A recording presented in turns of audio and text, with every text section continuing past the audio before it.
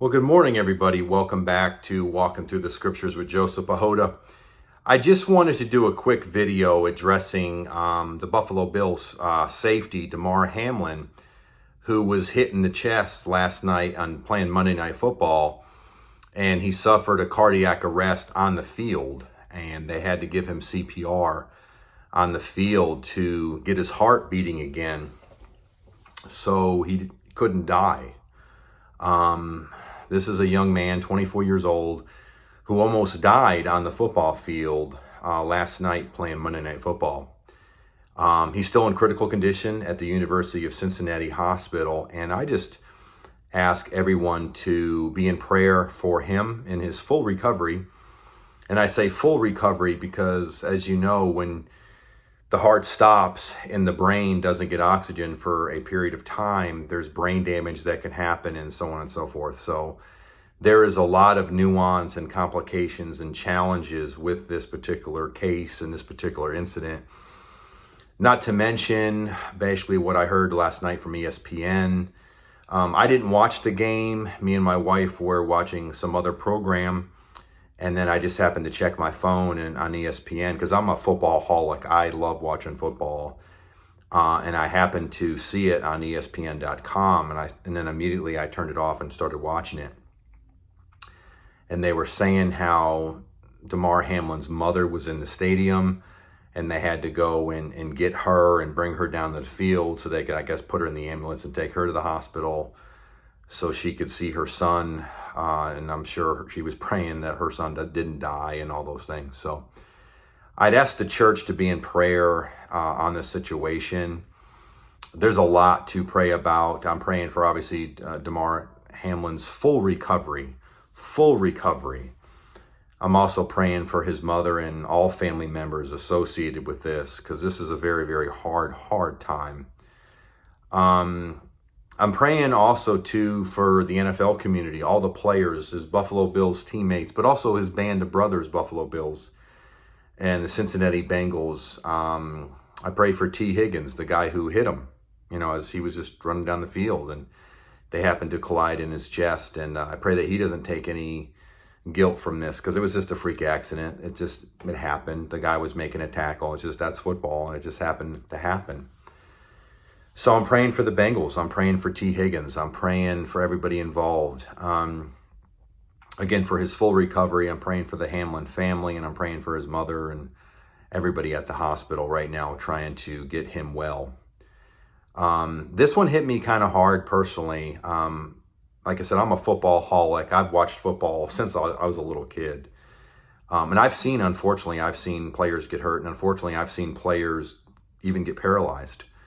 I remember Mike Utley, the Detroit Lions, the famous thumbs up as he was being carted off the field, but he got paralyzed. I remember Dennis Byrd from the Jets in I think it was early 90s when he got paralyzed. I remember the Rutgers football player, Eric LeGrand, I think was his name. I remember when he got paralyzed.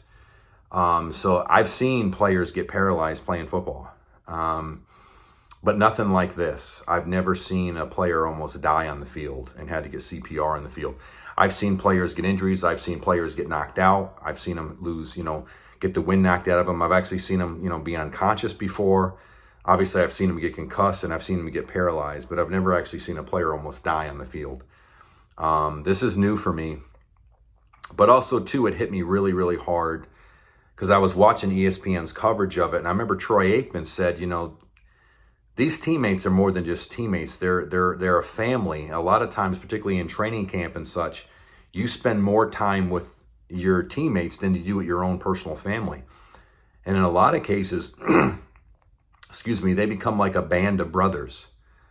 And that term really hit me. As a 20-year Army veteran and as a guy who's done 4 combat tours, I know people who came back, but they didn't come back with me in my unit. They came back in an American draped, flagged coffin. When one of your band of brothers falls, or in this case, seriously injured, it affects you big time. And Troy Aikman is right. The locker room, these are more than just your teammates. This really is your family. And I could relate to that a lot in what Troy was saying as a 20-year Army vet and a four-time combat veteran. My fellow soldiers, my fellow soldiers I serve with, when you're in Iraq, Afghanistan, stuff like that, they are your family. They are your battle buddies. And when your battle buddy falls or gets injured or something like that, it really does affect you big time. So Troy is exactly right. And as a soldier, I could relate to a lot of this and what he was saying. And it really is a bond that you really can't explain unless you're in it. And then when you're in it, it's just a totally, completely different thing. There's a bond, there's a band of brotherhood and sisterhood that you just can't explain unless you're really in it. And the football locker room has a lot of the same qualities and characteristics.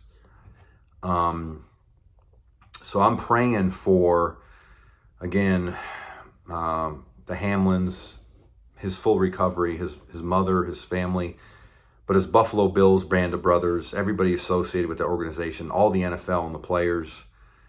I'm praying for Damar Hamlin's recovery. And I can just say personally, this one really has affected me because I think of me just being a football fan and never seeing it, but also too, me being a soldier and the whole, band of brothers and the family bonding and all that goes with being a part of a unit, in this case, a team unit. There's a lot of similarities there. And this one really hit me. I mean, when it hit me, I had this sickness in my stomach. I couldn't sleep for about an hour or so. I